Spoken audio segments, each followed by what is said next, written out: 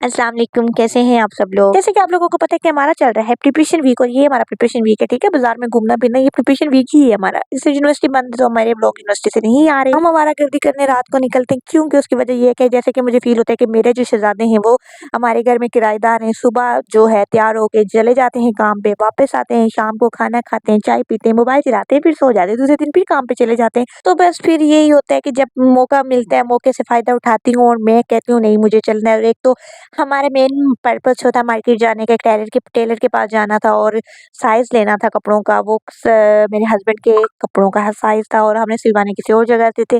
तो बस उनका साइज़ लिया, साइज़ लेने के बाद मैंने कहा मुझे मार्केट घुमा दें, मैं देखूँ क्या ट्रेंड चल रहा है कपड़ों का। लेकिन बहुत गुस्सा आता है जब आप अपने बंदों को बोलें कि हमें मार्केट घुमा दें। वो कहते हैं ब्रांड से लो जान छुड़ो, ये क्या कि हर दुकान पे जाके घूमना और देखना। क्या करें, औरत है ना, औरतों की वो कहाँ समझ सकते हैं फीलिंग्स।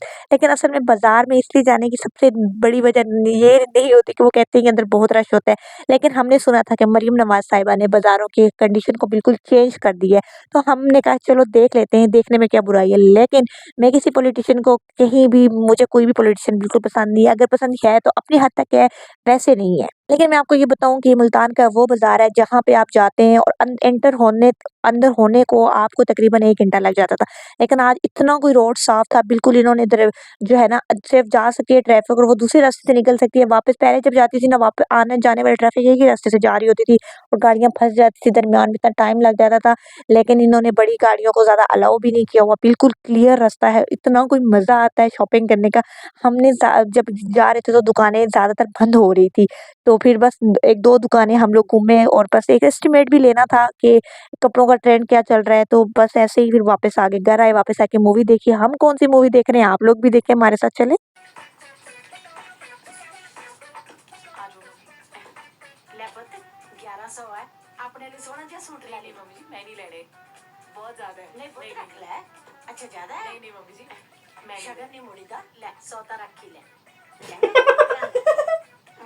ਚੰਗਾ ਬੈਠੋ आखिरी कभी मना नहीं करना। मैं नहीं करना पता नहीं ये सीन मुझे अच्छा लगा, मैंने रिकॉर्ड करके डाल दिया, कॉपीराइट ना आई इस चक्कर में बस डाल दिया। फिर उसके पहले तो मोबाइल पे देख देख रही थी क्योंकि लैपटॉप में चार्जिंग नहीं थी। बाद में हमने लैपटॉप पे मूवी देखना स्टार्ट कर ली थी और तकरीबन रात के 1 बज रहा था कि हम पहले खाना खा चुके थे लेकिन फिर भूख लगी।